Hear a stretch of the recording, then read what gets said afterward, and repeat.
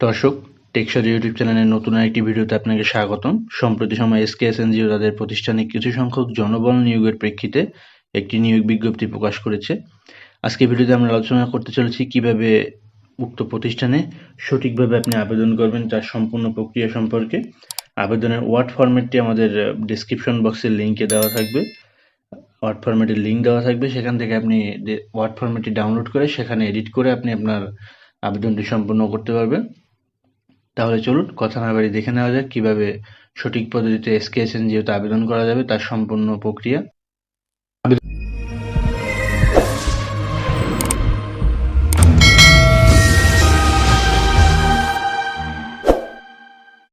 আবেদন করার জন্য সর্বপ্রথম ডাউনলোডকৃত ওয়ার্ড ফাইলটি আমরা ওপেন করে নেব। ওয়ার্ড ফাইলটি ওপেন করার সময় একটা পাসওয়ার্ড চাবে 4 সংখ্যার। আমরা পাসওয়ার্ডটা ডিসক্রিপশনে বা ভিডিওর মাঝখানে চলাকালীন যে কোনো এক সময় বলে দেবো।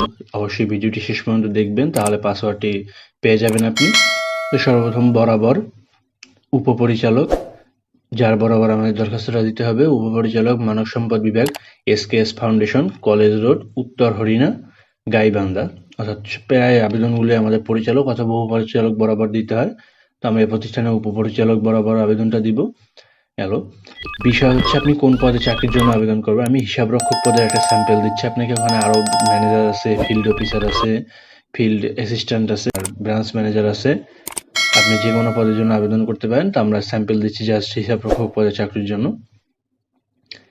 তো গেলে বিষয়ের পরে আমাদের জনাব সবিনয় নিবেদন, বিনীত নিবেদন এই যে 16/9/24 তারিখে দৈনিক প্রথম আলো পত্রিকায় দিয়েছে। এটা প্রথম আলো পত্রিকা সূত্রে জানতে পারলাম যে আপনার অধীনে এসকেএস হিসাবরক্ষক পদের জন্য এত আবেদন করতেছি আর কি। আমার সকল শিক্ষাগত যোগ্যতা ও প্রয়োজনীয় তথ্যাদি নিচে পেশ করলাম।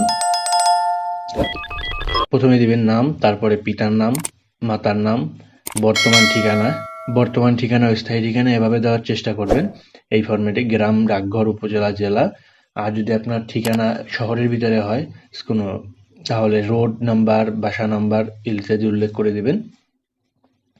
তারপর হচ্ছে জন্ম তারিখ, জাতীয় পরিচয়পত্র নম্বর, বৈবাহিক অবস্থা, ধর্ম, লিঙ্গ, উচ্চতা কত ফুট কত ইঞ্চি অবশ্যই উল্লেখ করে দিবেন। তারপর হচ্ছে মোবাইল নাম্বার ও ইমেল অ্যাড্রেস। মনে রাখবেন, মোবাইল নাম্বারের সাথে ইমেল অ্যাড্রেস বাধ্যতামূলক দেওয়া লাগবে। এখানে সার্কুলারে উল্লেখ করে দিয়েছে ইমেল অ্যাড্রেস সহ একটা পূর্ণাঙ্গ ফোন নাম্বার ও ইমেল অ্যাড্রেস সহ একটা পূর্ণাঙ্গ জীবন বৃত্তান্ত সহ আবেদন চাইছে তারা। ব্যাস, আমাদের এগুলো দেওয়ার পরে শিক্ষাগত যোগ্যতাটা অ্যাড করে দেবেন। আপনার যে কয়টা শিক্ষাগত যোগ্যতা আছে সার্কুলার অনুযায়ী 4টা আছে, আমি যেন 4টা ফরম্যাট দিয়ে দিলাম আপনাদের।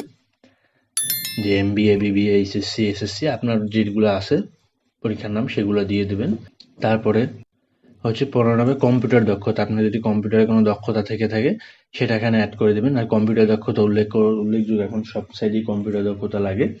আর এখানে অফিস হিসাবরক্ষক পদের জন্য কম্পিউটার দক্ষতা চেয়েছে। আপনার পদের জন্য যদি নির্দিষ্ট পদের জন্য যদি কম্পিউটার দক্ষতা না চেয়ে থাকে এবং যদি আপনার না থাকে তাহলে এটা না দিলেও আপনি অ্যাভয়েড করে দিতে পারেন, তুলে দিতে পারেন। অভিজ্ঞতার ক্ষেত্রে এখানে শাখা হিসাবরক্ষক পদের জন্য 2 থেকে 3 বছরের অভিজ্ঞতা চেয়েছে। আমাদের টিএমএসএস এ শাখা হিসাবরক্ষক কাম কম্পিউটার অপারেটর পদে 2 বছর কাজের বাস্তব অভিজ্ঞতা ছিল, আমি সেটা দিয়ে দিলাম এখানে। আপনার যে কয় বছরের অভিজ্ঞতা থাকবে সেটা এখানে উল্লেখ করে দেবেন, কোন প্রতিষ্ঠানে এবং কোন পদের অভিজ্ঞতা রয়েছে। অন্যান্য দক্ষতার মধ্যে হচ্ছে আপনি আর এছাড়াও এইসব কাজ ছাড়াও যে একাডেমিক দক্ষতা আছে, এছাড়াও এই পাশাপাশি কি বা এই কাজ সম্পর্কিত কোনো দক্ষতা আছে কিনা আপনার।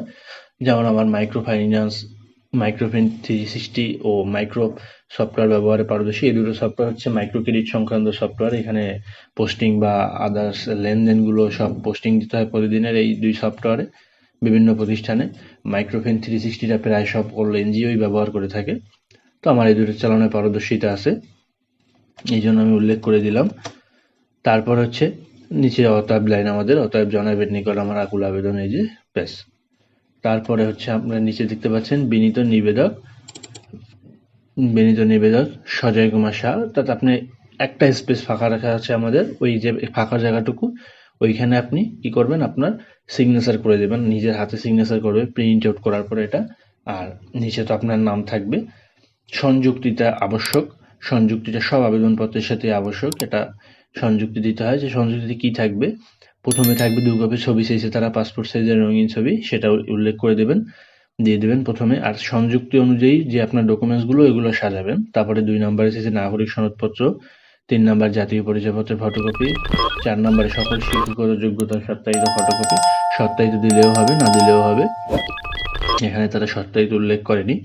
আর 5 নাম্বার হচ্ছে অভিজ্ঞতা সনদপত্র, আপনি যে কাজ করছেন তার একটা অভিজ্ঞতা সনদপত্র অ্যাড করে দেবেন এখানে। ব্যাস দর্শক, এইভাবে এই ফরম্যাটটা সাজালে আপনার আবেদনের ফরম্যাট, আশা করি আপনি ভাইবার জন্য এবং পরীক্ষার জন্য ডাক পাবেন, কল পাবেন।